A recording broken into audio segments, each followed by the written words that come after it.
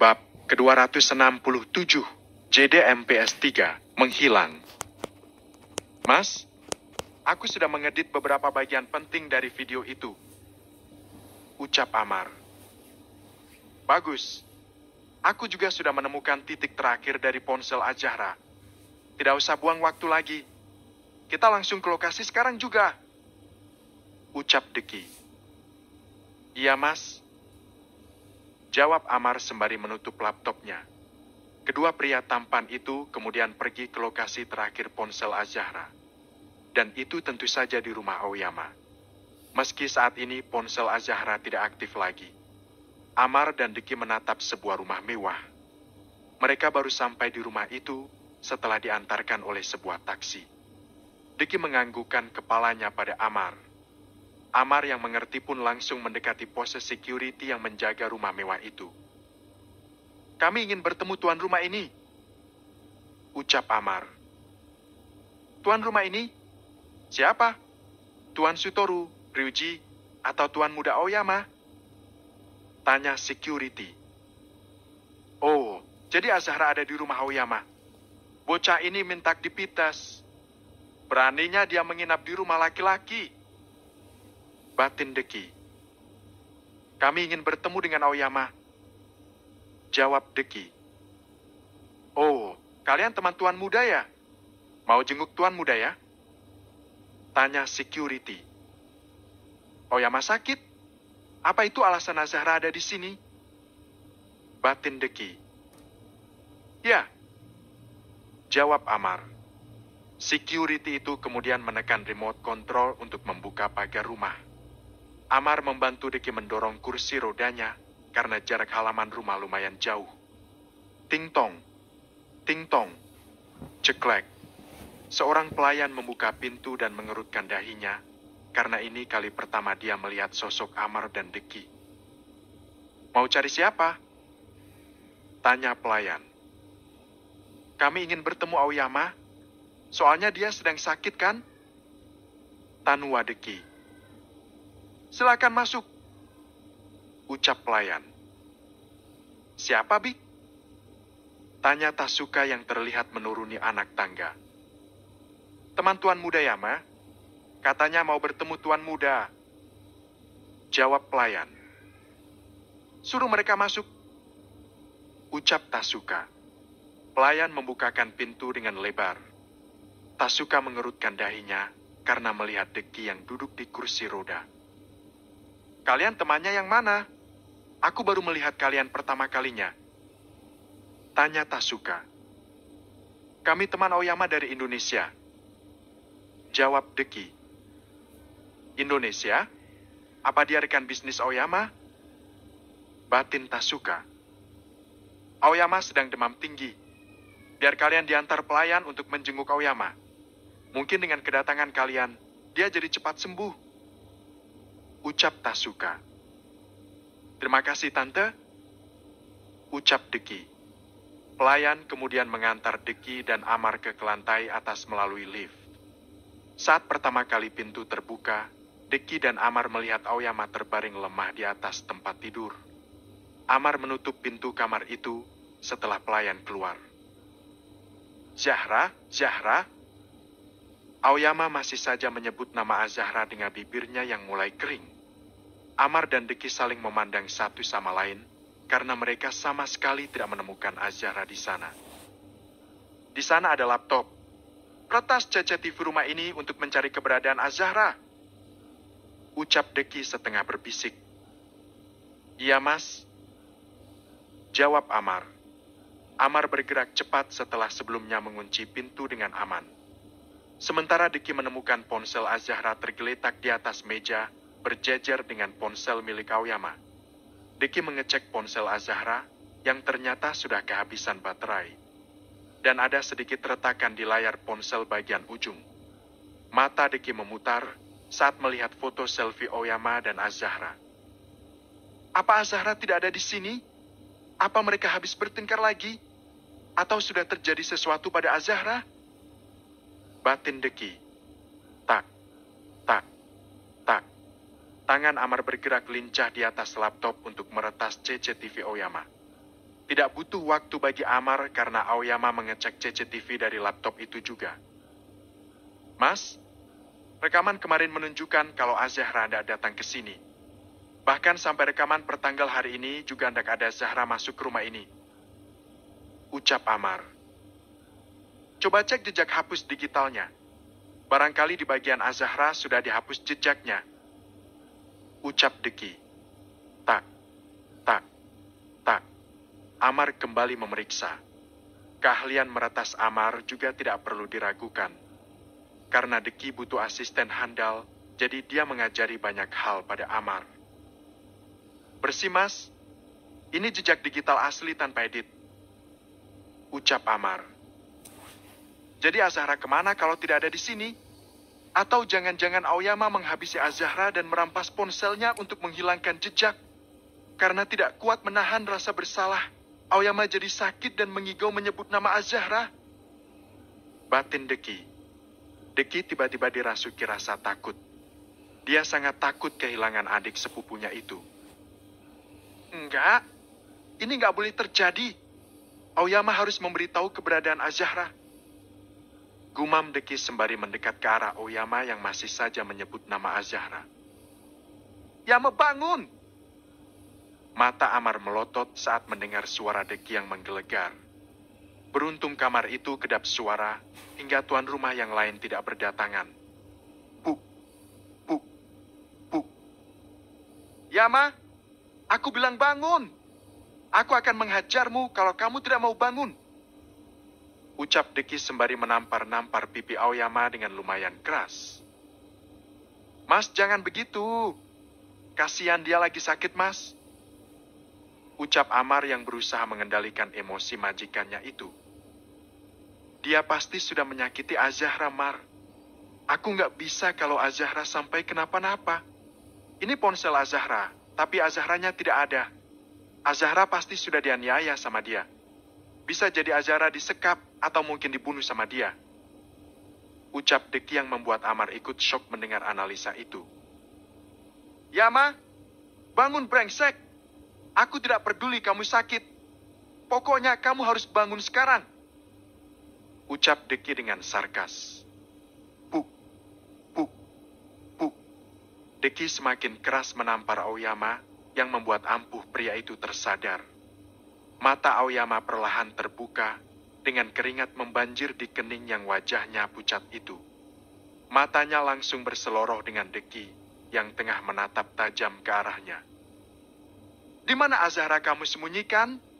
Aku harap kamu masih menggunakan akal sehatmu untuk tidak menyakiti Azahra.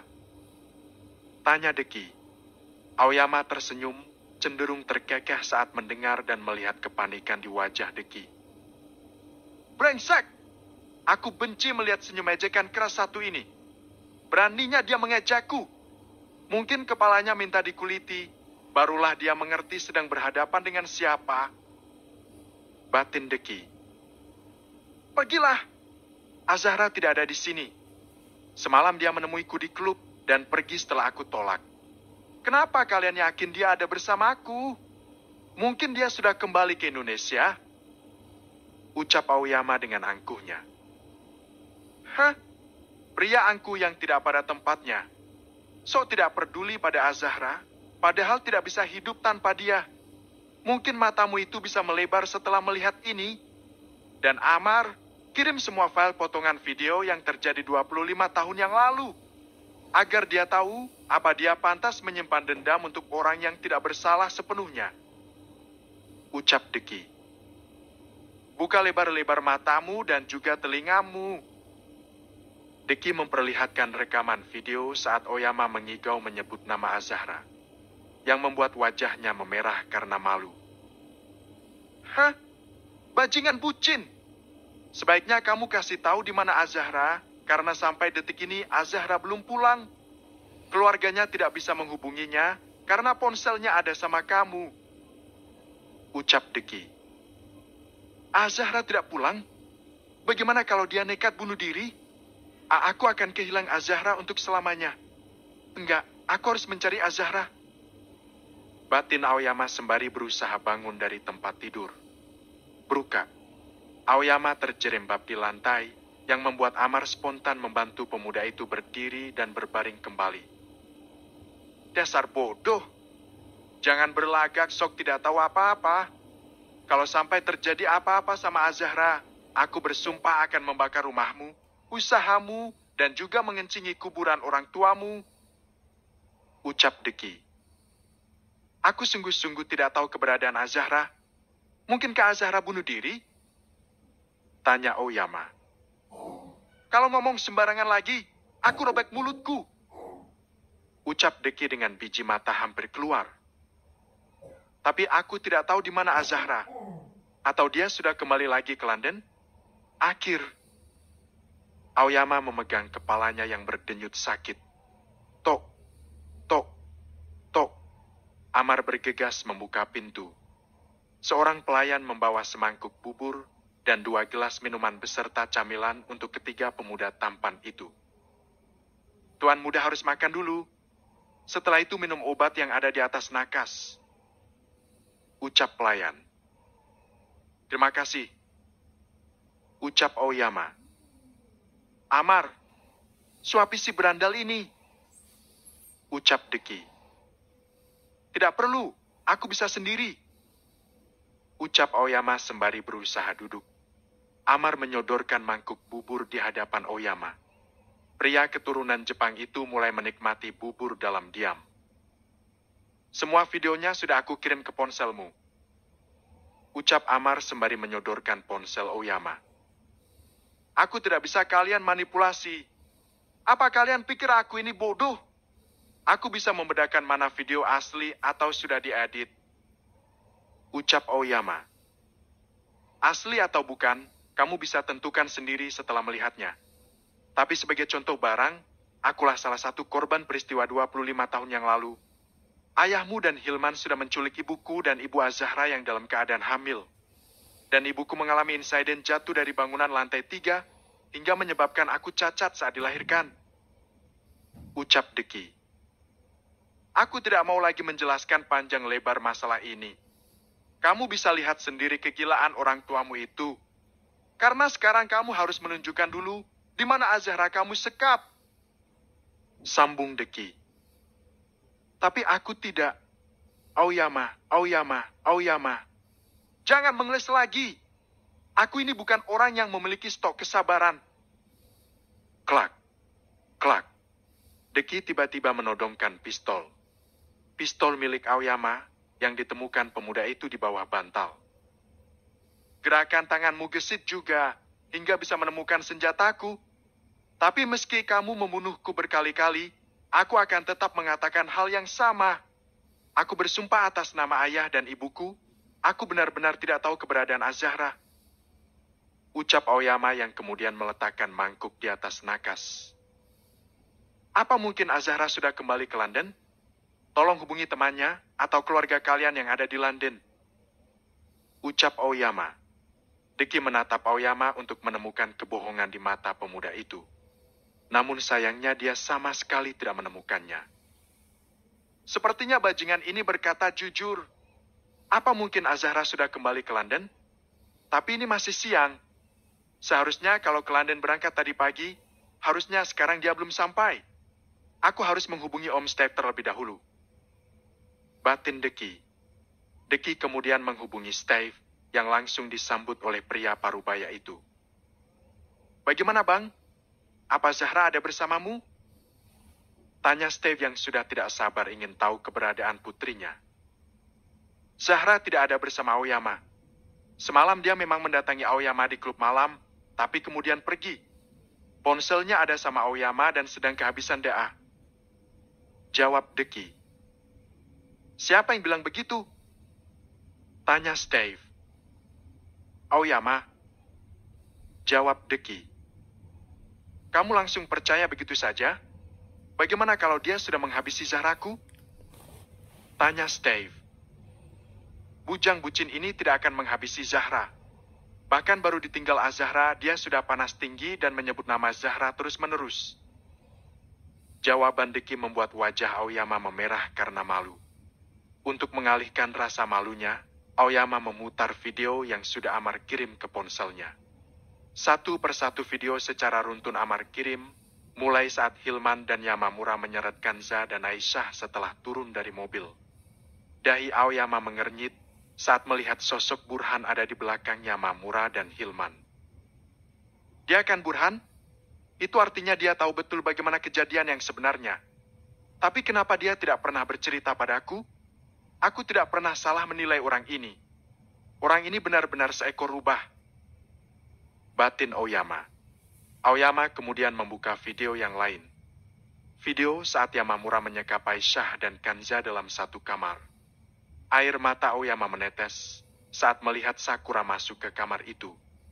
Dia juga bisa melihat saat dirinya masih kecil yang warawiri di depan lorong kamarnya. Aoyama membuka video berikutnya. Video saat Yamamura dan Hilman menyeret Kanza dan Aisyah dari kamar itu. Aisyah tampak menghentikan langkah kaki Yamamura, sementara Hilman tampak membawa Kanza pergi lebih dulu.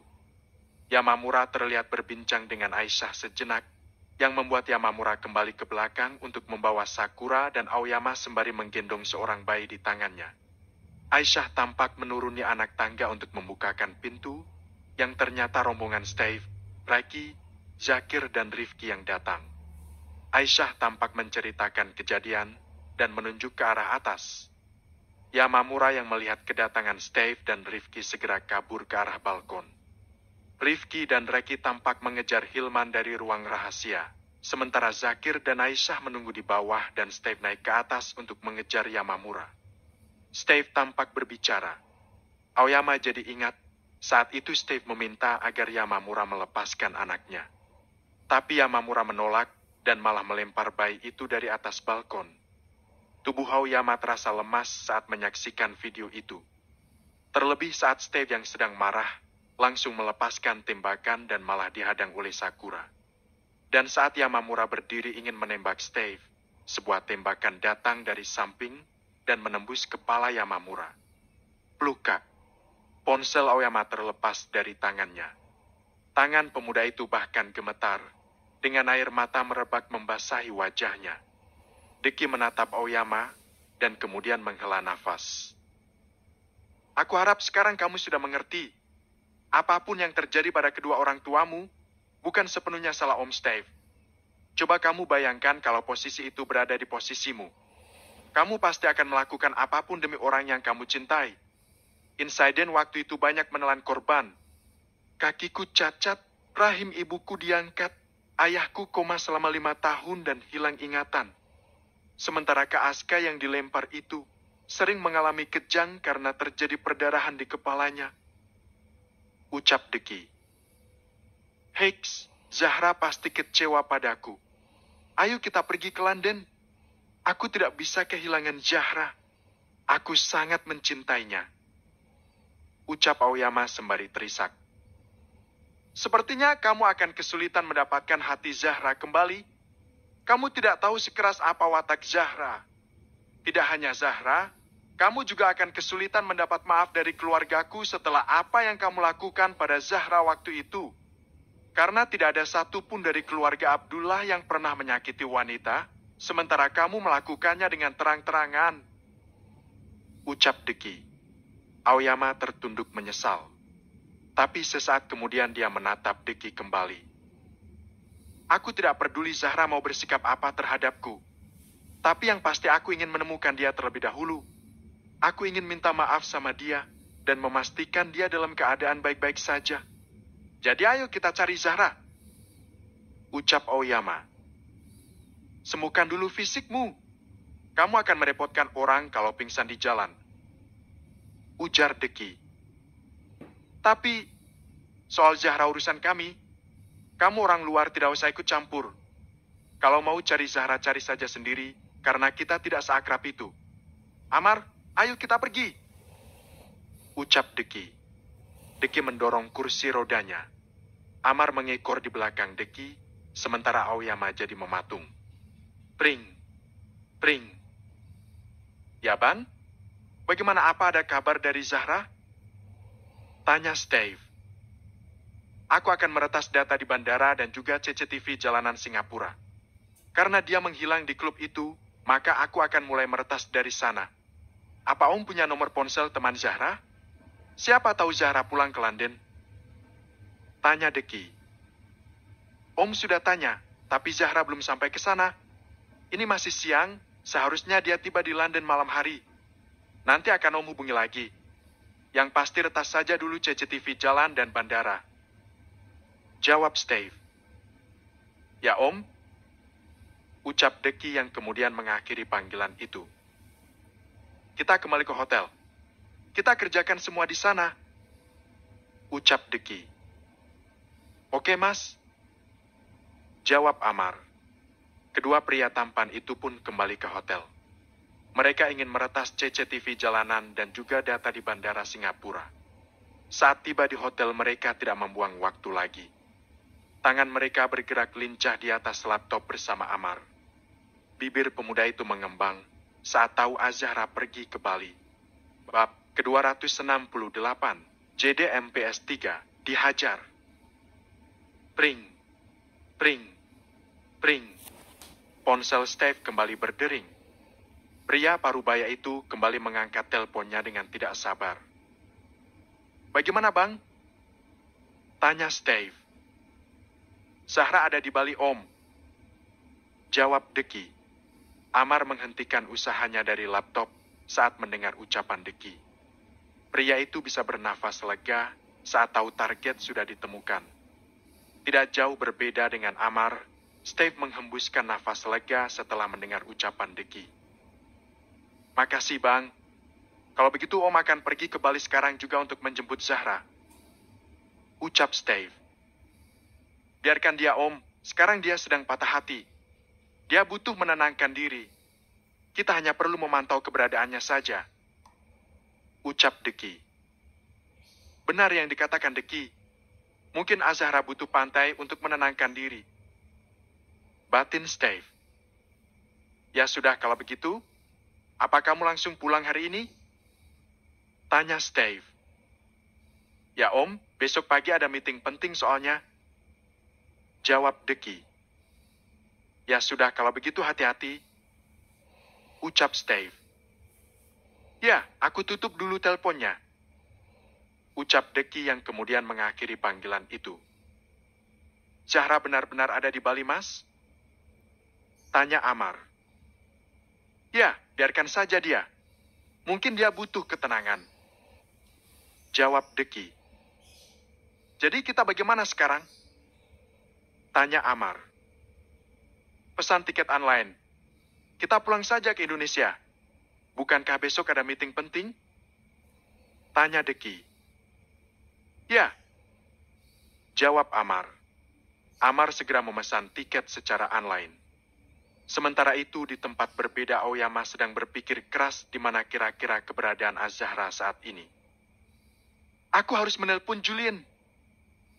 Gumam Aoyama. Aoyama kemudian membuat panggilan untuk teman SMA-nya yang kebetulan bekerja di bandara Singapura. Halo bos, tumben nelpon aku. Butuh tiket kemana lagi? Apa mau ke London lagi? Tanya Julian. Jul, aku butuh bantuanmu buat ngecek data kekasihku. Aku sedang marahan sama dia semalam. Namanya Azahra Bonat. Tolong cek, apa dia ada pergi hari ini? Ucap Aoyama. Ya ampun, kelinci udah berubah jadi marmut rupanya. Cari aja gadis lain. Di Singapura nggak kekurangan gadis cantik. Ucap Julian. Nggak Jul, dia ini spesial. Dia calon istriku. Tolong ya. Aku takut dia kenapa-kenapa. Ucap Aoyama. Oh astaga, temanku terdengar menderita sekali. Awas saja kalau nggak transfer aku banyak duit. Ucap Julian. Aku akan mengirimmu banyak uang nanti. Cepatlah cek datanya. Ujar Aoyama. Oke, tunggu sebentar. Nanti akan aku kabari lagi. Ucap Julian. Aoyama mengakhiri panggilan itu dan segera minum obat yang tergeletak di atas nakas. Pria itu kemudian masuk dalam kamar mandi dengan tubuh terhuyung untuk mengelap tubuhnya yang terasa lengket. Setelah selesai, Aoyama mengganti pakaiannya dengan baju bersih. Saat Aoyama keluar dari kamar mandi, ponselnya kembali berdering. Pemuda tampan itu menyambutnya dengan tidak sabar. "Gimana, Jul?" tanya Aoyama. "Dia pergi ke Bali?" jawab Julian. "Bali?" ulang Aoyama. "Ya, salah satu kota di Indonesia. Sepertinya sudah bertengkar denganmu, dia butuh refreshing. Soalnya di sana banyak pantai," jawab Julian. "Makasih, Jul. Tolong atur satu tiket untukku. Sekarang juga aku akan pergi ke bandara," ucap Aoyama. "Oke," jawab Julian. "Uangmu akan aku berikan saat di bandara nanti," ucap Aoyama. "Sip," jawab Julian. Aoyama mengakhiri panggilan itu dan bergegas meraih tas ransel dan kopernya. Beruntung pakaian yang ada di dalam koper belum dia keluarkan. Jadi dia tidak repot lagi. Tap, tap, tap. Sutoru, Tasuka, dan Ryuji menoleh ke arah Aoyama yang sedang menuruni anak tangga. "Kamu mau kemana?" tanya Tasuka. "Aku mau pergi ke Indonesia," jawab Aoyama. "Apa pergi bersama teman-temanmu yang tadi?" tanya Tasuka. "Iya, ada bisnis yang harus diselesaikan," jawab Aoyama. "Tapi kamu masih sakit. Bagaimana kalau terjadi sesuatu sama kamu?" tanya Tasuka. "Teman-temanku akan mengurusku nanti," jawab Aoyama sembari menyeret koper ke arah pintu. "Sudah lama, biarkan saja dia. Semakin dia sering meninggalkan klub, aku semakin banyak mengumpulkan pundi-pundi uang. Klub judi barang-barangnya sudah aku pindahkan ke gudang khusus. Om Burhan akan bekerja sama denganku untuk membangun klub judi di tempat lain," ucap Ryuji. "Apa Burhan itu bisa dipercaya?" tanya Tasuka. "Kalau dulu Om Yamamura membuat dia jadi teman, itu berarti dia bisa dipercayakan?" tanya Ryuji. "Ya sudah, yang penting kamu harus berhati-hati," ucap Tasuka. Sementara itu, Aoyama saat ini sudah berada dalam sebuah taksi. Kepalanya yang berdenyut, suhu tubuhnya yang masih tinggi tidak terlalu dia rasa. Dia ingin segera menemukan pujaan hatinya untuk merebut hati belahan jiwanya itu lagi. Setelah sampai di bandara, dia segera menelpon Julian. Julian bergegas menemui Aoyama untuk memberikan tiket. "Wajahmu pucat sekali. Apa kamu sedang sakit?" tanya Julian. "Ya, aku sedang demam sekarang. Tapi aku tidak punya waktu untuk merasakan sakitku. Aku harus menemukan kekasihku," jawab Aoyama. "Ya ampun, ini terlalu berlebihan. Kamu kan bisa minta maaf setelah kamu sembuh," ucap Julian. "Gak bisa, Jul. Kalau aku menundanya terlalu lama, aku bisa kehilangan dia," ujar Aoyama. "Ya sudah, terserah saja. Jangan lupa nanti di pesawat kamu beli air mineral, biar panasmu itu turun. Dahimu dipenuhi keringat, takutnya kamu dehidrasi," ucap Julian. "Aku baru minum obat penurun panas saat ke bandara. Mungkin itulah sebabnya aku berkeringat," ucap Aoyama. "Sebentar lagi pesawatmu berangkat. Cepatlah boarding pass," ucap Julian. Aoyama membuka tas ranselnya dan memberikan amplop coklat berisi uang tunai untuk Julian. "Makasih ya, Jul," ucap Aoyama. "Makasih juga. Uang ini akan aku gunakan untuk kelahiran istriku," ujar Julian. Aku pergi dulu," ucap Aoyama. "Good luck," ucap Julian. Aoyama kemudian menyeret kopernya dan bergegas melakukan boarding pass. Tidak butuh waktu lama menunggu, pesawat pun berangkat. Tubuh Aoyama menggigil saat terkena terpaan AC.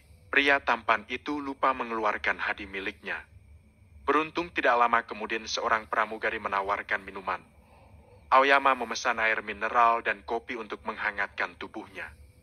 Setelah melewati perjalanan yang lumayan panjang, Aoyama akhirnya berhasil mendarat di Bali dengan selamat. Suhu tubuh yang masih panas, kepalanya yang masih berdenyut sakit, membuat tubuh Aoyama terasa lemas dan beristirahat di bandara. Sekarang dia pun jadi bingung, harus pergi kemana lagi. Sepertinya aku pergi cari hotel dulu. Aku harus istirahat, kepalaku pusing sekali. Gumam Aoyama. Aoyama kemudian memesan taksi. Setelah dapat, dia minta diantarkan ke hotel yang dekat dengan pantai. Setelah tiba di hotel bintang 5, Aoyama segera check-in dan pergi beristirahat. Pemuda tampan itu berselancar di dunia maya untuk mengenal pantai apa saja yang ada di Bali. Setelah membuat tangkapan layar, Aoyama memejamkan mata. Waktu menunjukkan hampir maghrib saat Aoyama terbangun dari tidurnya. Pemuda tampan itu memutuskan membersihkan diri meski tubuhnya masih terasa lemas. Setelah mandi dan azan di ponselnya berkumandang, Aoyama mencoba mendirikan sholat. Setelah berjuang keras berdiri, Aoyama akhirnya menyelesaikan sholatnya. Aoyama pergi ke bawah untuk mencari makan malam. Karena dia harus minum obat agar cepat sembuh dan kemudian mencari Azahra. Saat tiba di salah satu restoran mewah, senyum pria itu mengembang dengan mata berkaca-kaca. Bagaimana tidak? Dia melihat Azahra berada tidak jauh dari mejanya. Namun senyum pria itu lenyap saat tiba-tiba ada seorang pria duduk di hadapan Azahra dan mereka tampak ngobrol dengan akrab. Tahan Yama, kamu tidak boleh kekanakan. Tanyakan pelan-pelan nanti. Yang penting sekarang kamu sudah menemukan dia. Tuhan sudah mempermudahkan usahamu. Jadi jangan bersikap gegabah dan membuat Azahra tambah membencimu. Gumam Aoyama. Aoyama mengunyah makanannya yang terasa hambar di lidahnya. Karena selain sakit, dadanya sedang bergemuruh saat ini. Aoyama benar-benar cemburu saat melihat Azahra tersenyum untuk pria lain. Setelah menunggu cukup lama, Azahra dan pria itu akhirnya keluar dari restoran itu. Dengan gesit Aoyama mengikuti mereka, yang ternyata mengantar Azahra kembali ke hotel. Apa-apaan laki-laki itu mengusap kepala Azahra? Sepertinya minta dihajar. Gerutu Aoyama. Tapi Aoyama mencoba menahan dirinya. Dan Aoyama memutuskan kembali ke hotelnya menginap dan check-out malam itu juga. Aoyama memutuskan berada satu hotel yang sama dengan Azahra dan memilih kamar hotel tepat di depan kamar pujaan hatinya itu. Keesokan harinya setelah selesai sholat subuh, Aoyama langsung menemui karyawan hotel. Dia ingin menyamar sebagai room service agar bisa masuk dengan mudah. Tok, tok, tok. Room service? Ucap Aoyama sedikit mengubah suaranya. Azahra yang sedang bersiap pergi ke pantai, membuka pintu untuk petugas hotel menurut pikirannya. Ceklek. Mas, tolong nanti dikasih pengharum ya. Saya mau pergi soalnya. Ucap Azahra. Sarapan dulu. Saya diduru oleh pihak hotel mengantar sarapan buat Nona. Ucap Aoyama. Mas aja yang makan. Saya sudah janji sarapan sama teman saya. Ucap Azahra. Sial. Apa dia janjian dengan laki-laki itu lagi?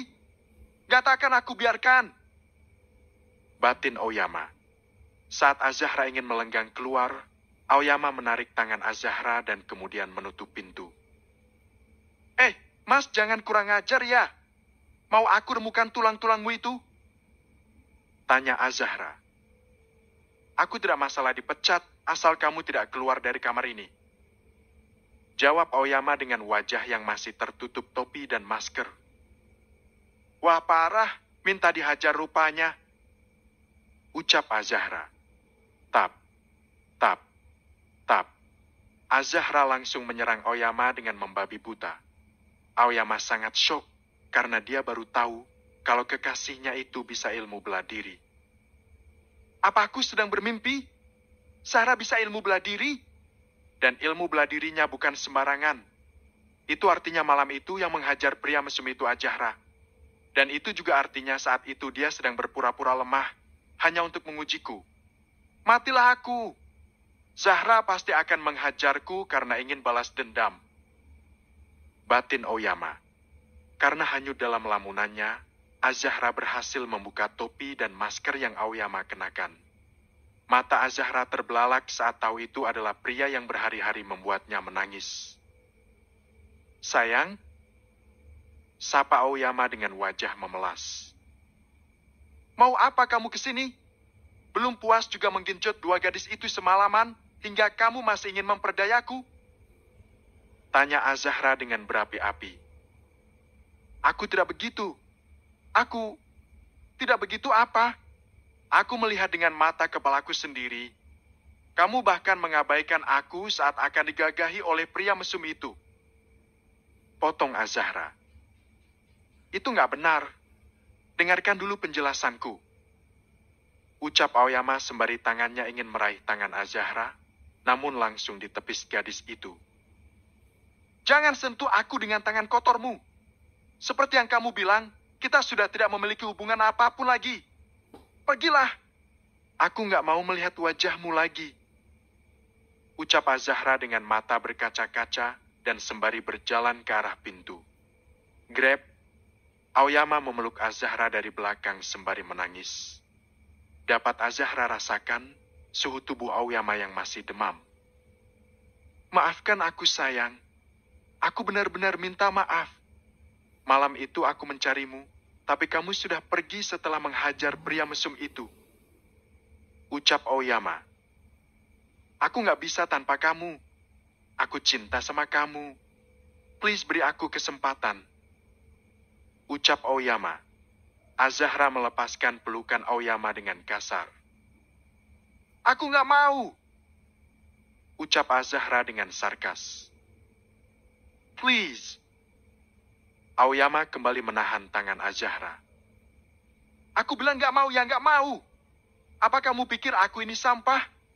Yang senaknya saja kamu pungut dan kamu buang? Maaf ya, Ma. Aku memang bucin, tapi aku nggak bodoh." Hardik Azahra. "Apa ini karena pria yang di restoran semalam? Kamu nggak cocok sama dia. Dia lebih jelek dariku." Ucap Aoyama. "Biarkan saja jelek, tapi otaknya lebih waras dari kamu. Dan yang pasti nggak celup sana celup sini. Baru juga taubat, udah tidur dengan wanita. Laki-laki apaan begitu?" Ucap Azahra. "Aku nggak gitu. Aku cuma ingin membuatmu cemburu. Dan sepertinya aku sudah berhasil." Ucap Aoyama. "Matilah saja kamu, Aoyama. Kenapa jadi laki-laki sangat menyebalkan?" Sarkas Azahra. "Kamu boleh marah padaku, memukulku, menamparku. Asal kamu mau memaafkan aku, dan kita kembali bersama."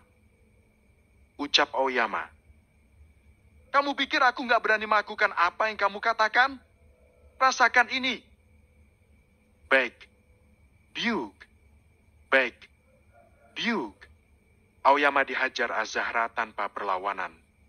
Meski babak belur, Aoyama sama sekali tidak menangkis serangan Azahra. Berukik. Hash. Hash. Hash. "Ayo bangun brengsek. Jangan berpura-pura lagi." Ucap Azahra dengan nafas tersenggal-senggal. Sementara Aoyama sudah tergeletak tak berdaya dengan hilang kesadaran. "Ya bangun. Berhenti memperdayaku lagi. Aku nggak akan termakan oleh tipuanmu." Ucap Azahra sembari menendang pelan kaki Aoyama. Namun pria itu sama sekali tidak bergeming. Azahra perlahan berjongkok dan membalikan tubuh pemuda tampan itu. Namun saat menyentuh kening Aoyama, Azahra sangat terkejut karena suhu tubuh Aoyama sangat menyengat. Ya, bangun." Azahra menepuk-nepuk pipi Aoyama. Rasa amarah gadis itu berubah jadi panik. Ya, bangun. Kamu kenapa? Ayo bangun. Jangan membuatku panik. Ucap Azahra. Ya Tuhan, apa yang sudah dilakukan? Dia menyusulku dalam keadaan sakit, dan aku sudah menghajarnya. Apa Aoyama akan mati? Tangan Azahra gemetar saat memegang gagang telepon. Azahra segera menghubungi pihak hotel untuk membantu dirinya membawa Aoyama ke rumah sakit. Setelah menunggu hampir 3 menit, beberapa petugas hotel laki-laki membawa tandu untuk mengangkat Aoyama dan segera dilarikan ke rumah sakit. Setelah sampai, Aoyama langsung dimasukkan ke dalam ruang IGD. Azahra mondar-mandir di depan ruang IGD.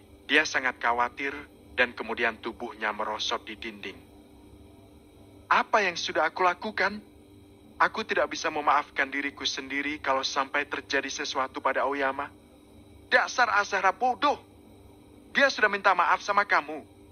Bukankah kamu datang menemuinya juga ingin berdamai? Kamu sok benci sama dia, padahal kamu masih sangat mencintainya. Azahra menghapus air matanya dengan perasaan kesal. Kesal pada dirinya sendiri. Setelah menunggu hampir 30 menit, seorang dokter keluar dengan wajah sedih, yang membuat jantung Azahra berdegup dengan kencang.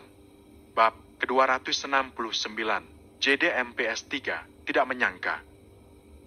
Bagaimana keadaan calon suami saya, Dok? Tanya Azahra dengan wajah cemas. Apa ibu melihat pelaku penganiayaan? Ini harus ibu laporkan ke polisi. Kondisi pasien sangat buruk. Sepertinya kepala pasien terbentur hingga dia mengalami koma. Jawaban dokter membuat kaki Azahra terhuyung ke belakang. Air mata gadis itu jadi merebak.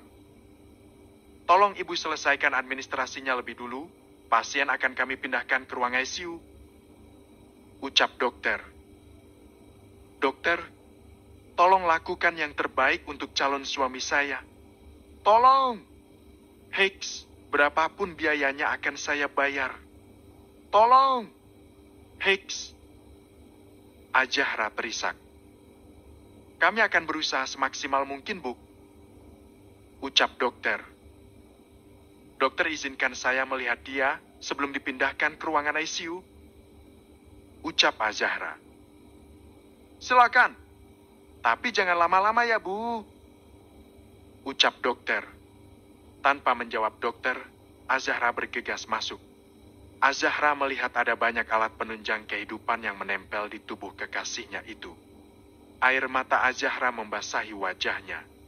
Langkah kaki gadis itu gemetar saat mendekati tempat tidur Aoyama. Maaf, Hicks. Bisik Azahra lirih. Sekilas Azahra jadi teringat saat dirinya memberikan pukulan dan tendangan keras pada Aoyama hingga kepala pria itu terhempas ke lantai saat terjatuh. Azahra tidak menyangka perbuatannya itu membahayakan nyawa Aoyama. Terlebih keadaan Aoyama sedang sakit saat itu. Maaf, Bu.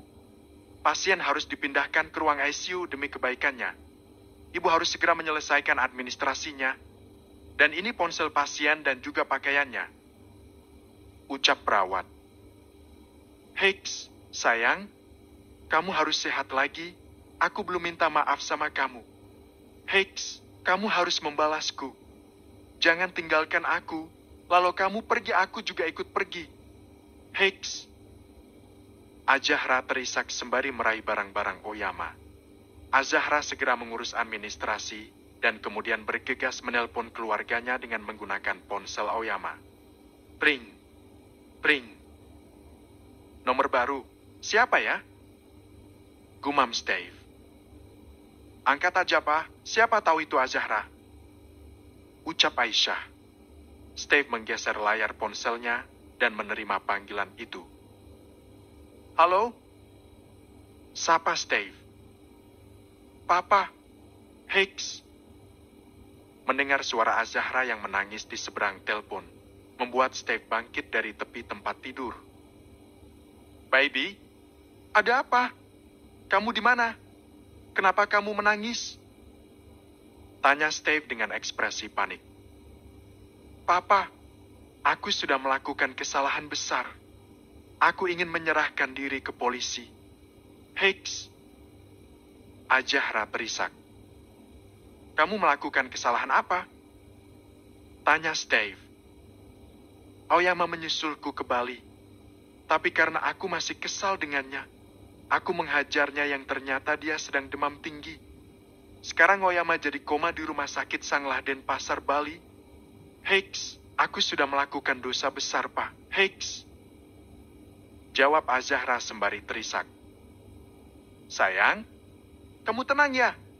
Jangan melakukan hal gegabah dulu. Kamu tenangkan diri, Papa dan Umi nyusul kamu ke Bali sekarang juga. Tunggu di sana, dan jangan kemana-mana. Aoyama pasti butuh kamu. Ucap Steve sembari memberikan kode pada Aisyah yang tengah menutup mulutnya karena menangis mendengar masalah yang dihadapi oleh putrinya. Iya sayang, kamu jangan panik ya. Umi akan ada buat kamu nanti. Ucap Aisyah. Cepat kesini Umi. Zahra takut. Heiks. Azahra terisak. Iya sayang. Tunggu Umi ya nak. Ucap Aisyah. Ya sudah Papa tutup dulu teleponnya. Kami mau siap-siap dulu. Ujar Steve. Ya Pak? Jawab Azahra yang kemudian mengakhiri panggilan itu. Ya Allah Pak, Zahra pasti ketakutan sekarang. Bagaimana ini? Apa kita harus memberitahu Papi dan Dedi masalah ini? Tanya Aisyah. Sekarang masalah sudah semakin melebar. Mau tak mau kita harus memberitahu mereka. Kita tidak tahu apa Aoyama bisa hidup atau tidak. Dia pasti punya keluarga besar juga. Jawab Steve. Ya sudah aku yang hubungi Dedi. Papa bicara sama Papi di pavilion. Ucap Aisyah yang mengajak Steve berbagi tugas. Oke. Jawab Steve. Steve bergegas pergi ke pavilion belakang rumahnya, sementara Aisyah menghubungi Reki. Saat Aisyah menceritakan duduk masalahnya, tentu saja Reki jadi marah. Dedi kan sudah bilang, awasi putri kalian. Ini kenapa kalian suruh pergi menemui bocah arogan itu? Lihat hasilnya seperti apa. Ucap Reki. Dad, kita bicara soal cinta. Dedi tahu sendiri anak zaman sekarang keinginannya tidak bisa dicegah. Ucap Aisyah. Ya, tapi tidak bicara dalam keadaan situasi panas. Dedi melarang, bukan sembarang melarang.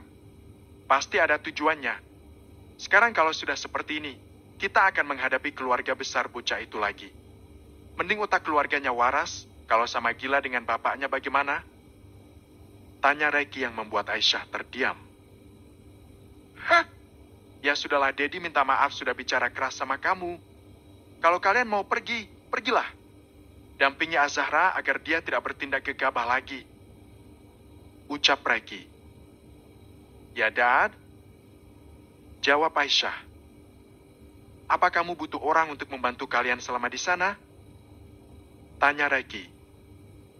Bang Diki baru pulang dari Singapura kemarin. Hari ini dia ada meeting penting katanya. Seina, Najla lagi hamil. Regan dan Zaki istrinya juga sedang hamil. Kasihan kalau ninggalin istri mereka. Lagi pula kita tidak tahu kapan Aoyama akan sadar. Jawab Aisyah. Untuk sementara biar kami dulu saja yang pergi. Nanti kalau butuh apa-apa biar kami hubungi. Ucap Aisyah. Baiklah kalau begitu. Ucap Reki. Aku tutup teleponnya ya, Dad. Assalamualaikum. Ucap Aisyah. Waalaikumsalam. Jawab Reki. Aisyah mengakhiri panggilan itu dan segera menurunkan koper dari atas lemari. Aisyah bergegas memasukkan pakaian ke dalam koper dan menyiapkan segala keperluan untuk berangkat ke Bali. Sama seperti Aisyah, Steve juga dimarahi oleh Dirim dan Stefani. Mereka sangat kesal karena Steve menutup semua itu dari mereka. Setelah membujuk lama Dirim yang ngotot ingin terbang ke Bali, mereka pun akhirnya setuju menurut ucapan Steve. Pokoknya cepat kabari kalau ada apa-apa. Terutama kalian harus waspada kalau ada keluarga besarnya ingin mengambil tindakan. Ucap Dirim. Iya, Pi. Aku pergi dulu ya, Pi. Ucap Steve sembari mencium tangan Dirim dan Stefani secara bergantian. Steve kemudian bergegas kembali ke rumah. Dan saat pria parubaya itu sudah sampai di kamarnya, ternyata Aisyah sudah selesai dengan segala persiapannya. Pasangan suami istri itu pun bergegas pergi ke bandara untuk pergi ke Bali. Sementara itu, Reki yang berada di rumah merasa tidak tenang, segera menghubungi Rifki. Ya, Dad? Sapa Rifki di seberang telepon. Azahra membuat Aoyama koma. Sekarang pemuda itu dirawat di rumah sakit Sang Laden Pasar Bali. Dedi khawatir kalau keluarga besar bocah itu tahu akan membahayakan Azahra. Sekarang Steve dan Aisyah sedang menyusul ke sana karena Azahra sedang ketakutan. Kamu tolong kirim orang untuk berjaga-jaga, ucap Reki. Astaga, kenapa jadi begini?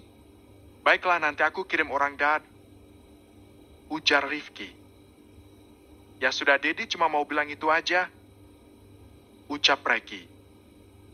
Ya, jawab Rifki yang kemudian mengakhiri panggilan itu. Rifki tampak menghela nafas, yang membuat Kanza jadi bertanya-tanya. Ada masalah apa, Bang? Tanya Kanza. Azahra dan Aoyama bertengkar. Zahra menghajar pemuda itu dan sekarang jadi koma di rumah sakit Bali. Jawab Rifki. Innalillahi. Kenapa separah itu, Bang? Tanya Kanza. Abang juga nggak tahu bagaimana kronologi kejadian saat itu. Yang pasti Steve dan Aisyah nyusul Azahra ke Bali. Nanti kita bisa menghubungi mereka secara berkala. Jawab Rifki. Ya, Bang. Sekarang abang mau kemana? Tanya Kanza saat melihat suaminya beranjak dari tempat duduknya. Tentu aja ke kantor, sayang. Abang sudah sangat telat ini. Jawab Rifki. Oh iya, lupa. Sebentar aku ambil bekal dulu. Ucap Kanza. Kanza kemudian mengambil rantang makanan yang sudah dia siapkan di atas meja. Rifki kemudian pergi ke markas tempat anak buahnya melatih diri. Rifki memutuskan mengirim 4 orang petarung terbaik untuk melindungi Steve dan keluarganya. Setelah selesai, Rifki berangkat ke kantor. Di tempat berbeda, Alesha yang mampir ke toko kue membeli kue untuk Reki dan Anissa yang rendah gula. Saat tiba di rumah orang tuanya, Alesha mendapat cerita tentang Azahra. Ya Allah, jadi bagaimana keadaan bocah itu, Dad? Tanya Alesha. Dia koma di rumah sakit, dan sekarang Steve dan Aisyah tengah menyusul ke sana. Jawab Reki. Astaga, sepertinya Azahra mengeluarkan tenaganya 100% untuk menghajar pemuda itu. Ucap Alesha. Sebenarnya Dedi lega juga.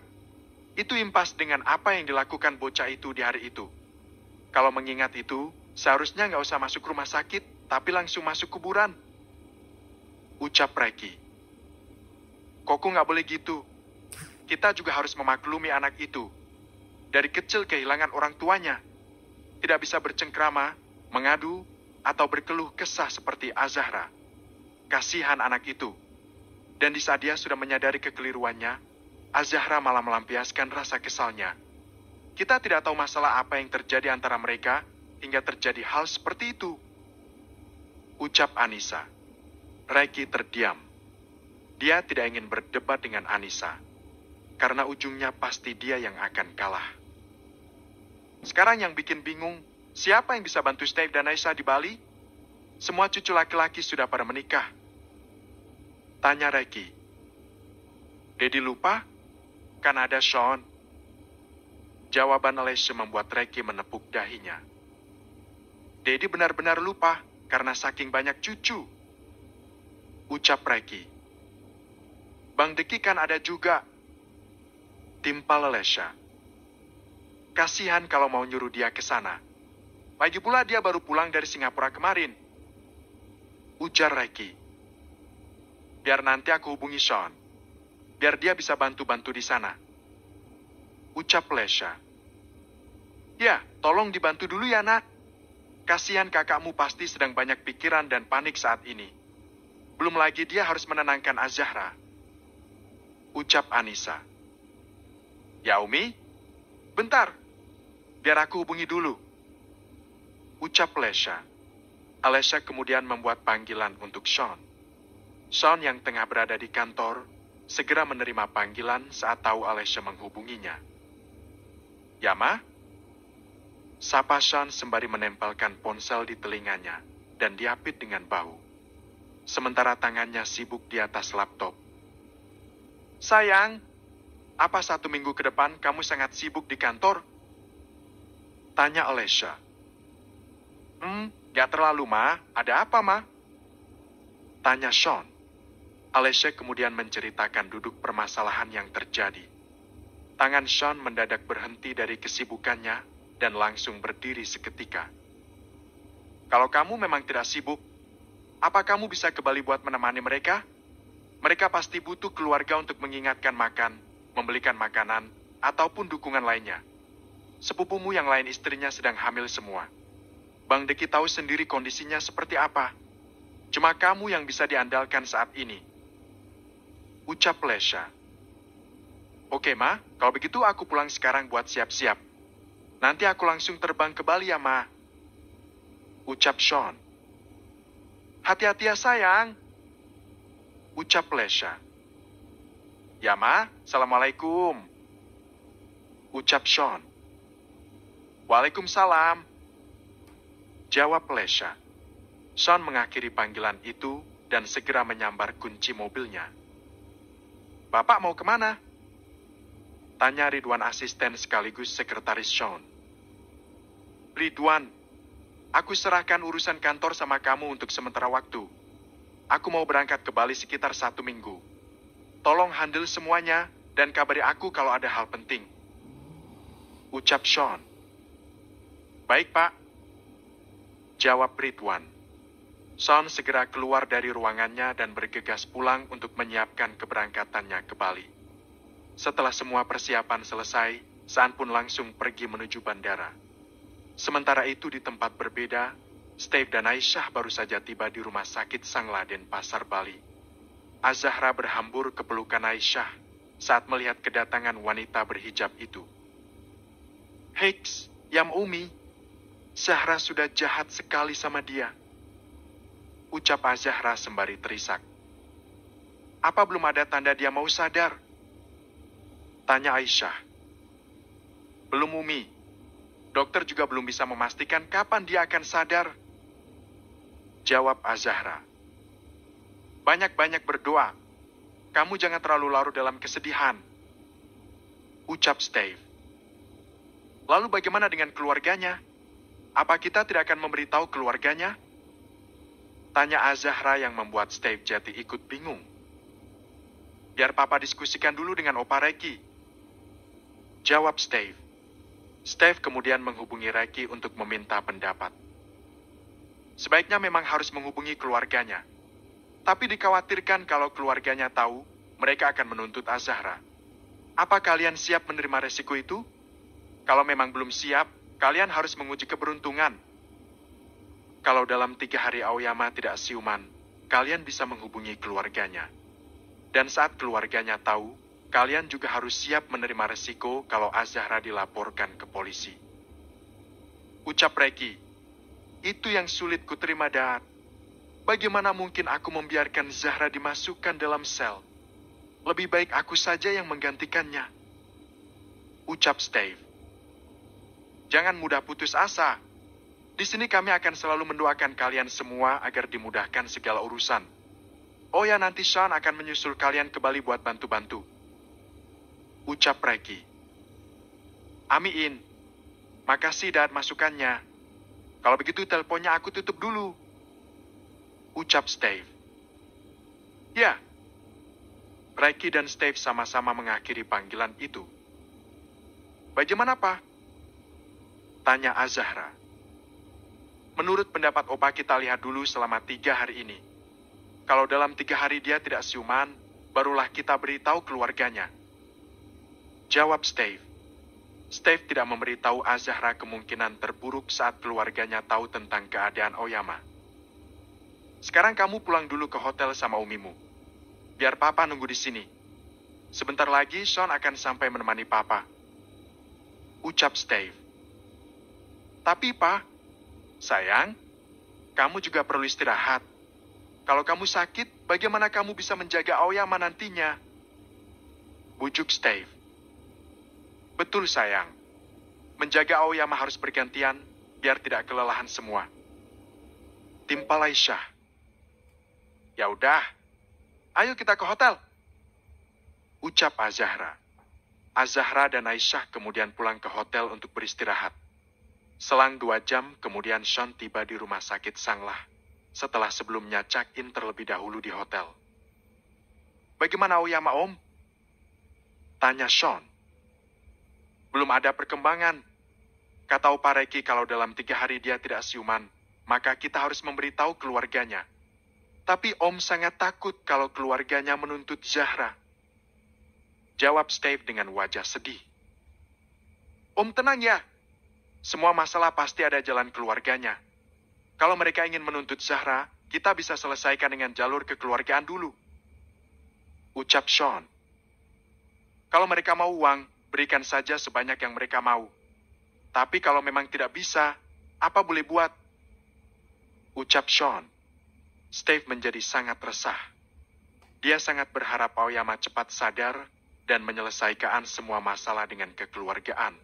Bab ke-270, JDMPS 3, penjara. 3 hari kemudian. "Bagaimana keadaan Aoyama, Dok? Apa masih belum ada kemajuan?" tanya Steve. "Kalau masa kritisnya memang sudah lewat, tapi pasien masih belum menunjukkan akan segera sadar. Perbanyak lagi berdoa," ucap dokter. "Kalau menurut saran Dedi, aku harus menghubungi keluarganya, bukan?" batin Steve. Pring, pring, pring. "Bang Deki," gumam Steve saat melihat Deki menelpon dirinya. "Ya, Bang?" sapa Steve. "Bagaimana keadaan Aoyama, Om?" tanya Deki.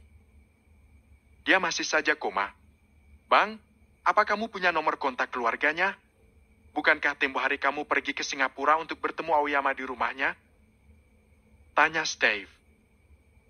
"Di mana ponsel Aoyama? Retas saja ponselnya. Di sana pasti ada kontak keluarganya," jawab Deki. "Benar juga. Ya sudah, nanti aku tanyakan dulu sama Azahra," ucap Steve. "Kabari kalau terjadi sesuatu, Om," ucap Deki. "Iya, Bang. Makasih ya," ucap Steve. "Ya sudah, aku tutup teleponnya ya, Om. Assalamualaikum," ucap Deki. "Waalaikumsalam," jawab Steve yang kemudian mengakhiri panggilan itu. Steve menghubungi Azahra yang ternyata tengah bersiap pergi ke rumah sakit untuk menjenguk Aoyama. "Ya, apa?" tanya Azahra. "Kamu di mana?" tanya Steve. "Mau ke rumah sakit," jawab Azahra. "Di mana ponsel Aoyama?" tanya Steve. "Ada sama aku, Pak. Kenapa?" tanya Azahra. "Ini hari keempat Aoyama tidak sadarkan diri. Kita harus menghubungi keluarganya. Takutnya tambah runyam kalau kita tidak memberitahu mereka," jawab Steve. Glek, rasa takut tiba-tiba merasuki Azahra. Tapi gadis itu bertekad akan bertanggung jawab apapun yang terjadi. "Nanti akan Zahra bawa ke rumah sakit, Pak," ucap Azahra. "Oke, Papa tutup teleponnya," ucap Steve. "Ya," jawab Azahra yang kemudian mengakhiri panggilan itu. Setelah selesai bersiap, Azahra dan Aisyah pun segera pergi. Hanya butuh waktu 5 menit bagi mereka agar sampai ke rumah sakit Sanglah. Tidak ingin membuang waktu, stafnya pun segera menghubungi Tasuka yang berada di panggilan terakhir yang masuk ke dalam daftar panggilan di ponsel Aoyama. "Selamat siang," sapa Steve di seberang telepon. "Selamat siang. Ini siapa?" tanya Tasuka. "Saya Steve. Saya ingin memberitahukan kalau Aoyama sedang berada di rumah sakit Sanglah yang ada di negara Indonesia. Lebih tepatnya kota Bali," jawab Steve. "Astaga! Aoyama kenapa? Apa yang terjadi?" tanya Tasuka. "Dia sedang koma saat ini. Sebaiknya Anda datang langsung ke sini, biar nanti saya jelaskan duduk masalahnya," jawab Steve. "Baiklah, kami akan ke sana hari ini. Tolong aktifkan terus ponsel Anda. Ucap Tasuka. Baiklah. Selamat siang. Ucap Steve.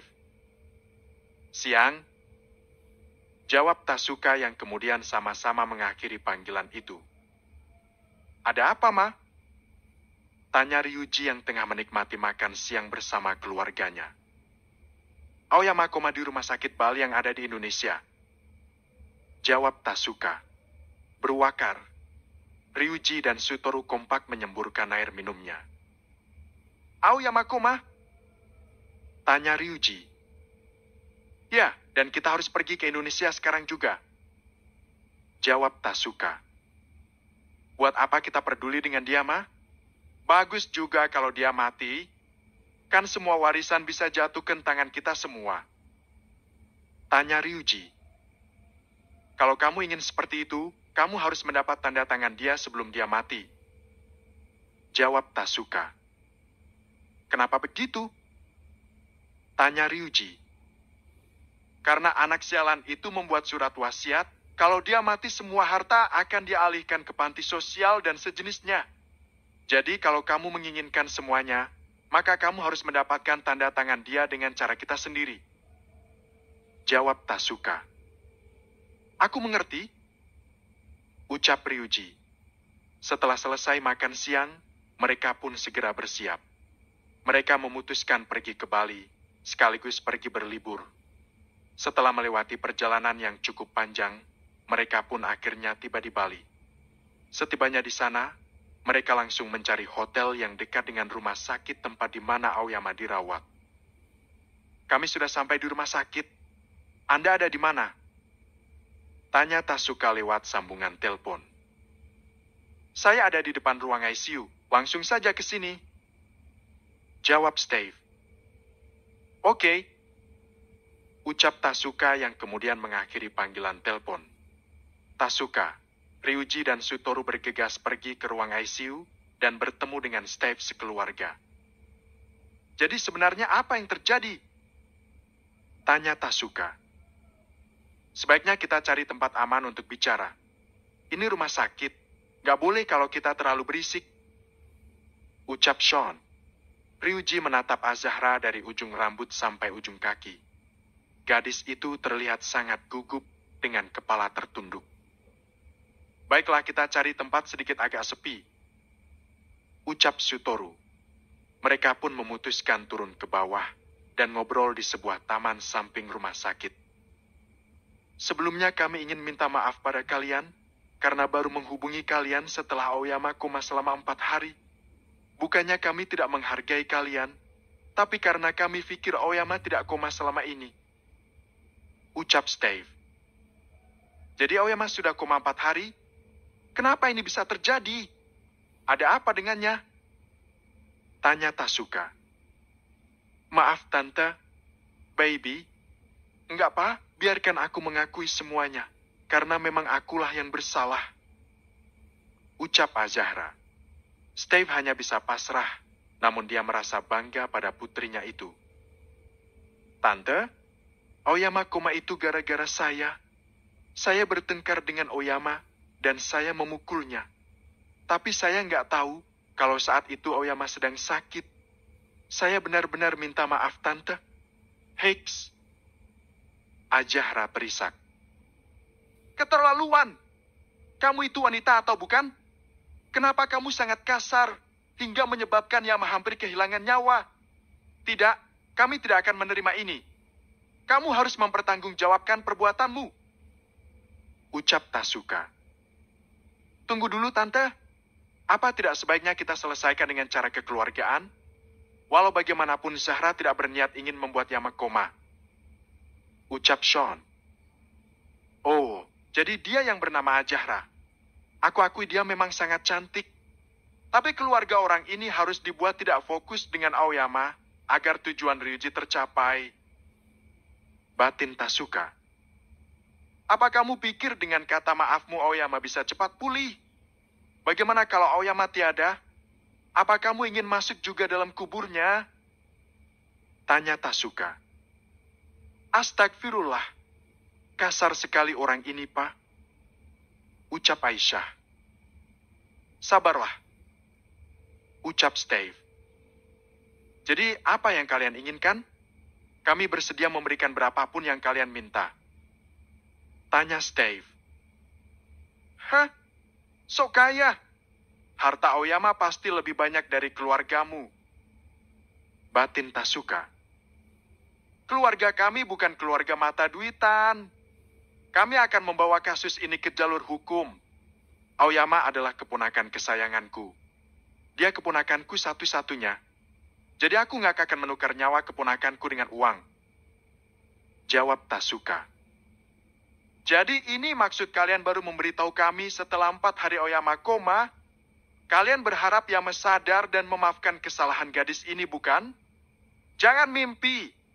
Apa kamu pikir cuma kamu saja gadis cantik di dunia ini? Keponakan saya sangat tampan dan kaya. Semua gadis di Singapura dengan sukarela menaiki ranjangnya tanpa dibayar. Sambung Tasuka. Kami mohon ibu bisa berbesar hati. Kasihan putri saya, Bu. Saya mohon. Ucap Aisyah. Meski kamu memohon sampai pingsan, aku tidak akan mundur. Kami akan tetap mengambil langkah hukum. Ucap Tasuka. Tapi, saya terima tante. Ucap Azahra. Memang harus begitu. Ucap Tasuka. Tolong pikirkan lagi, Bu. Minimal kita tunggu sampai Aoyama siuman. Biar Yama yang mengambil keputusan. Ucap Aisyah. Sudahlah Umi, aku tidak apa-apa. Ini memang salahku. Aku harus bertanggung jawab, bukan? Tanya Azahra. Hicks. Aisyah jadi terisak di pelukan Steve. Lalu tunggu apa lagi? Sekarang juga kita ke kantor polisi buat menjarain kamu di sana. Ucap Tasuka. Tolong pikirkan lagi. Kasihan Zahra masih sangat muda dan dia masih sedang menjalani pendidikan saat ini. Ucap Steve. Lalu bagaimana kalau Aoyama mati? Aoyama juga masih sangat muda. Apa kalian tidak memikirkan dari sisi Aoyama? Kalian tidak memikirkan perasaan keluarganya yang melihat dia sekarat seperti ini? Kalian harus bersikap adil dan berbesar hati. Berikan keadilan untuk Aoyama. Ucap Tasuka yang membuat Steve dan keluarga terdiam. Ayo kita ke kantor polisi, Tante. Ucap Azahra sembari berdiri. Grab. Hicks, please jangan pergi. Hicks. Aisyah memeluk Azahra sembari terisak. Umi, aku nggak apa-apa. Tante Aoyama benar. Aku harus tanggung jawab dengan perbuatan aku. Ucap Azahra sembari mengusap punggung Aisyah. Kalau kamu ingin bebas, tunggu sampai Aoyama siuman. Kalau dia belum siuman, jangan harap kamu bisa keluar. Ucap Tasuka. Mereka pun pergi ke kantor polisi untuk menyerahkan Azahra ke kantor polisi. Jangan ditanya bagaimana air mata Aisyah. Air mata wanita parubaya seperti tak pernah kering. Sementara Steve sangat sibuk menghubungi semua keluarganya. Mendapat kabar itu, semua keluarga memutuskan pergi ke Bali, termasuk pasangan Reki dan Anissa. Bab ke-271, JDMPS 3, Aoyama murka. Opa. Azahra memeluk Reki saat opanya itu menjenguk Azahra di penjara. Rasa takut gadis itu jadi sedikit berkurang. Kenapa kamu gegabah sekali mengambil keputusan? Kamu juga sebagai orang tua ya aja apa yang dikatakan anakmu. Steve tak luput dari kena semprot oleh Reki. Gak tahu nih. Punya anak kok bodoh banget biarin anaknya masuk penjara. Harusnya meski Zahra bersalah, kalian sebagai orang tua tetap harus berjuang dulu. Bukan malah menggaminkan ucapan Azahra.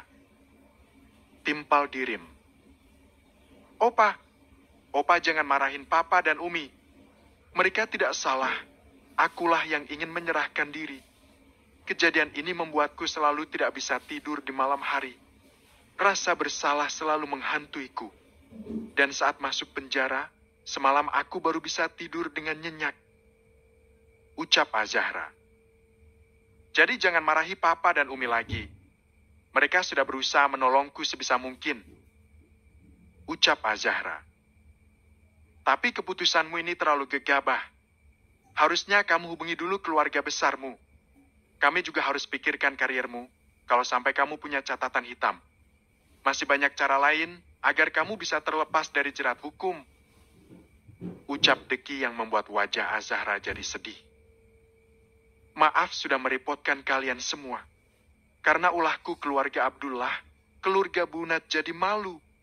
Aku pantas mendapatkan hukuman ini, ucap Azahra dengan kepala tertunduk. Has, baby, kamu sama sekali tidak merepotkan dan membuat malu. Ini hanya sepenggal kisah hidup yang harus kamu jalani dan menjadi cerita bersejarah bagi kamu. Tidak semua orang punya kisah yang unik, tapi kamu punya kisah dirimu sendiri. Steve berusaha menghibur Azahra yang terlihat sangat bersedih. Kamu jangan bersedih, Zahra. Yakinlah semua ini pasti cepat berlalu, ucap Zaki. Pokoknya kamu harus semangat dan doakan Aoyama cepat sadar. Timpal Regan. Pring, pring, pring. Ponsel Rifki berdering. Dia mendapat panggilan telepon dari orang suruhannya. Ada apa? Tanya Rifki. Bos, tadi aku mendengar seorang perawat mengatakan kalau Aoyama sudah siuman. Jawaban itu membuat Rifki tersenyum senang. Pantau terus. Awasi gerak-gerik keluarga Aoyama kalau ada hal yang mencurigakan, ucap Rifki. Oke, bos. Rifki mengakhiri panggilan itu secara sepihak. Sepertinya doa kita semua sudah diijabah. Informanku mengatakan kalau Aoyama baru saja sadar, ucap Rifki. Pes. Air mata Azahra menetes di pipinya. Saat ini perasaannya benar-benar sedang campur aduk. Dia sangat bahagia mendengar Aoyama siuman. Tapi dia juga sedih karena tidak berada di samping pujaan hatinya itu saat ini. Jadi Aoyama sudah siuman?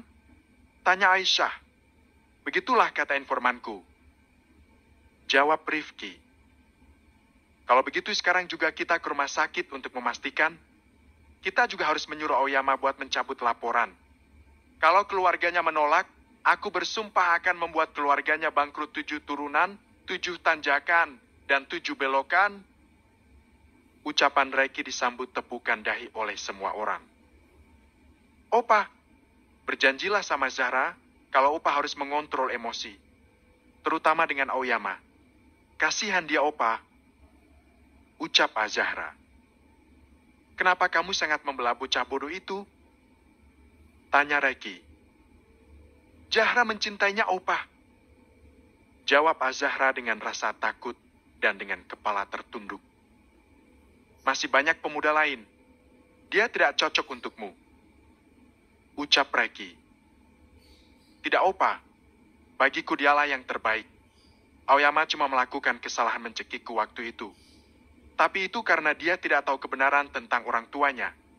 Kalau aku di posisi dia, aku pasti akan melakukan hal yang sama, ucap Azahra. Aku akan menikahkanmu dengan pemuda pilihan Opa. Ucapan Reiki membuat semua orang terbelalak. Terutama Deki yang matanya sudah sebulat bola pimpong. Ada apa dengan kalian? Kenapa ekspresi kalian begitu? Tanya Reiki.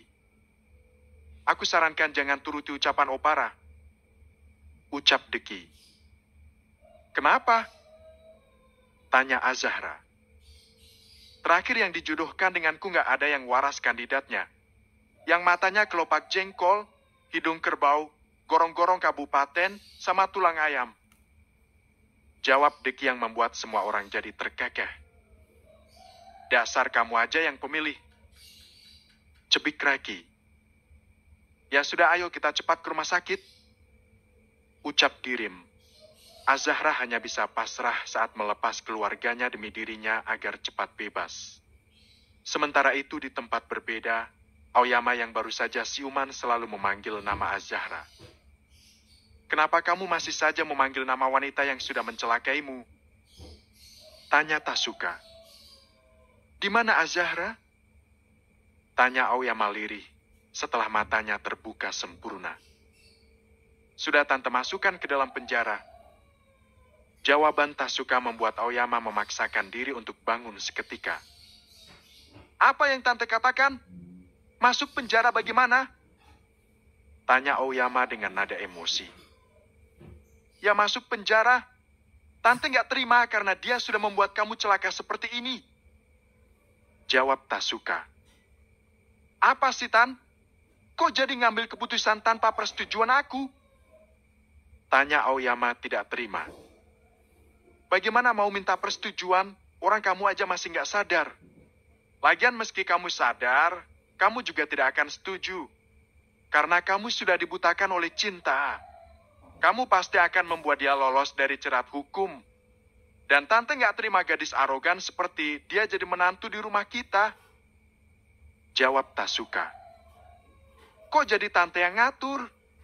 Gak ada yang boleh ikut campur urusan aku sama Azahra.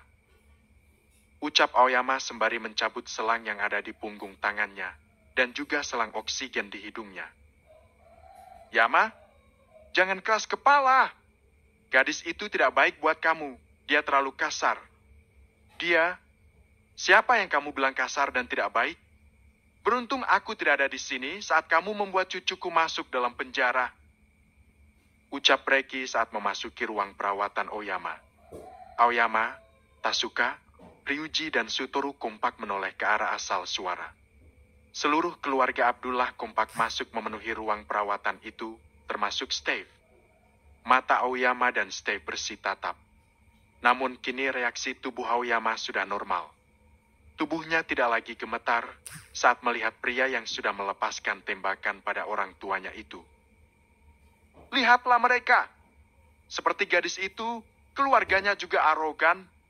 Apa kamu mau punya mertua dan keluarga baru seperti mereka? Tanya Tasuka. Tante tolong jangan bicara yang tidak-tidak lagi. Siapa juga yang mau menjadikan keponakanmu menjadi bagian dari keluarga Abdullah? Dia sama sekali tidak memenuhi syarat, kecuali ketampanan yang dia miliki.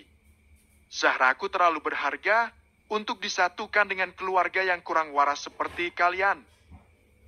Ucapan Reki membuat keluarganya geleng-geleng kepala. Koko istighfar. Ingatlah cucumu. Dia sangat mencintai pemuda itu. Ucap Anissa setengah berbisik. Ternyata keluarga Azahra jadi membenciku gara-gara kejadian itu. Batin Aoyama. Hah? Bocah blekok. Kalau kamu sudah mampu berdiri, cepat bebaskan Azahra dari penjara. Kalau tidak mau, aku cencang tubuhmu dan keluargamu. Aku tidak masalah masuk penjara. Asal aku puas kalau sudah menghabisi kalian. Ucap Rek yang lagi-lagi membuat keluarganya jadi menepuk dahi. Kamu dengar itu? Keluarga gadis itu tidak. Diamlah. Tante juga gegabah. Kenapa membuat Azahra masuk penjara tanpa persetujuanku? Ucap Aoyama dengan berapi-api.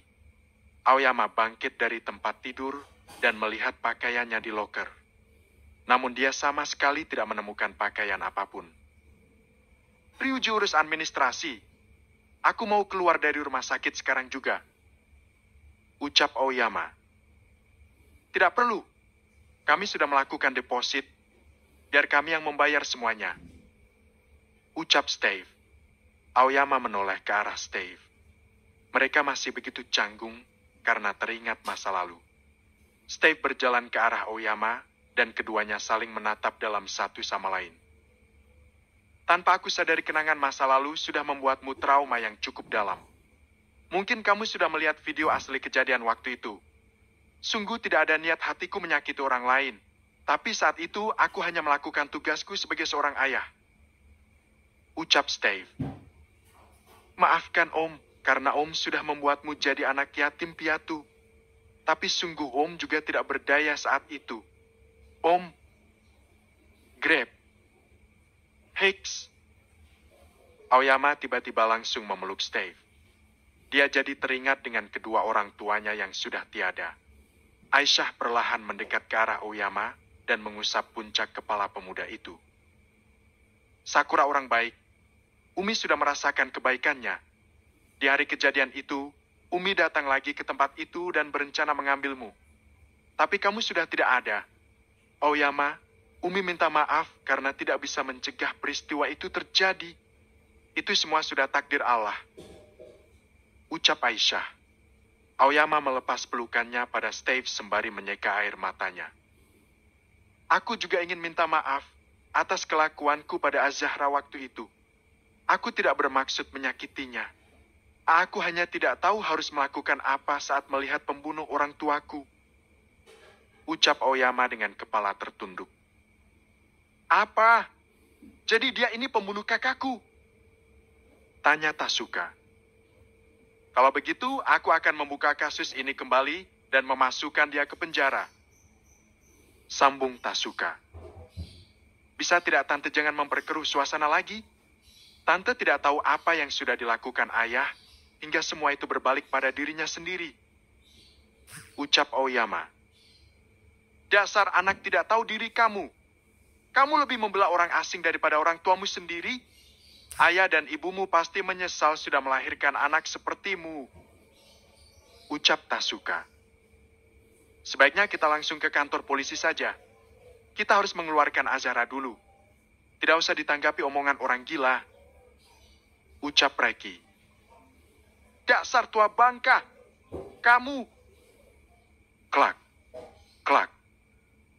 Hati-hati dengan mulutmu itu. Kalau tidak mau gigimu berhamburan, rahangmu terlepas, dan otakmu berceceran setelah peluru pistolku nyasar ke tubuhmu.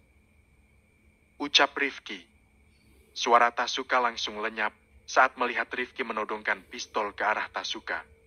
Aoyama mendekat ke arah Rifki dan menurunkan pistol di tangan pria parubaya itu. Maafkanlah dia, Om, meski dia kurang waras, tapi cuma dia keluarga yang aku miliki. Selama ini bukannya aku tidak tahu apa yang sudah mereka lakukan di belakangku. Tapi aku hanya menutup mata dan telingaku karena aku tidak mau tinggal sendirian di dunia ini.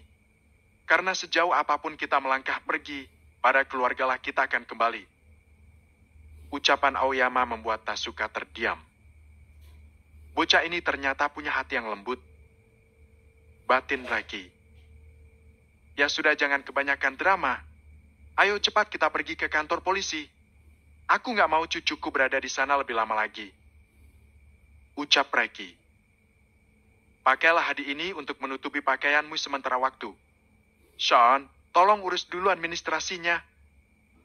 Ucap Deki. Ya bang? Jawab Sean. Aoyama meraih hadi itu dan bergegas memakainya. Mereka pun segera pergi ke kantor polisi untuk mengeluarkan Az-Zahra dari penjara. Setelah sampai di sana, mereka menunggu di ruang tunggu untuk menunggu Az-Zahra bertemu mereka. Aoyama menoleh ke arah pintu dan matanya bersitatap dengan Az-Zahra. Air mata gadis itu langsung merebak saat melihat keberadaan Aoyama. Srek! Secepat kilat Aoyama bangkit dari tempat duduknya dan menghampiri Az-Zahra. Tanpa basa-basi dia langsung membawa Az-Zahra ke dalam pelukannya yang membuat mata semua orang terbelalak. Maaf. Hicks, maafkan aku. Hicks. Az-Zahra terisak. Aoyama menjauhkan diri dari dekapan Az-Zahra dan meraih kedua sisi wajah belahan jiwanya itu untuk menghapus air matanya. Tidak apa-apa. Aku tidak menyangka mencintai gadis sehebat dirimu. Tapi kalau kita menikah, jangan pecahkan barang-barang di rumah ya. Ucap Aoyama yang membuat Az-Zahra hampir tertawa. Maaf karena aku lambat bangun hingga kamu jadi ada di sini. Apa kamu ketakutan? Tanya Aoyama sembari membelai wajah kekasihnya itu. Aku tidak takut, aku lebih takut kehilanganmu. Jawab Az-Zahra yang membuat Aoyama tersenyum, sementara keluarga Az-Zahra memutar bola mata dengan malas. Aku bersedia koma berkali-kali, asal kamu mau memaafkan aku. Sekarang ayo kita pergi dari sini. Ucap Aoyama. Tapi aku harus mempertanggungjawabkan perbuatanku dulu. Ucap Az-Zahra. Kalau kamu di sini, lalu kapan kita akan menikah dan membuat anak? Pertanyaan Az-Zahra membuat semua orang memutar bola mata dan malas. Siapa yang merestuimu jadi menantu di keluarga Abdullah? Tanya Reki yang membuat Aoyama terdiam. Azahra menatap Reki dengan tatapan memelas, hingga pria berusia senja itu jadi menghela nafas. Aoyama kemudian mendekati Reki dan menatap mata pria itu. Opa, aku minta maaf atas kejadian hari itu. Aku sudah membuat Opa kecewa. Ucap Aoyama. Sudahlah Ko, kasihan Aoyama dan Azahra kalau tidak dinikahkan. Daripada mereka berzina, lebih baik dinikahkan saja. Ucap Anissa. Kalau bukan demi Azahra, aku malas menjadikanmu cucu menantuku. Awas saja di masa depan kalau kamu berani menyakitinya lagi. Aku akan membuatmu tidak bisa mencoblos, tapi kamulah yang dicoblos. Ucap Reki yang membuat keluarganya menepuk dahi. Senyum Aoyama terbit dari bibirnya, begitu juga dengan Azahra. Jangan senang dulu, kamu belum lulus uji kelayakan. Bacakan dulu surat Maryam dan surat Yusuf. Ucap Reki. Aoyama menarik nafas sebelum akhirnya membacakan surat Maryam dan surat Yusuf seperti yang Reki perintahkan. Sementara Azahra sangat gugup saat ini. Satu persatu ayat Aoyama membacanya dengan sembari memejamkan mata. Sebagai seorang mualaf, keluarga Azahra cukup takjub dengan bacaan fasih pemuda itu. Suaranya juga sangat merdu. Reki tersenyum tipis saat mendengar Aoyama bisa mengaji dengan mulus di telinganya. Bagus. Aku harap dijaga terus bacaanmu. Lebih bagus lagi kalau ditambah hafalannya. Kemarilah. Ucap Reki sembari merentangkan tangan.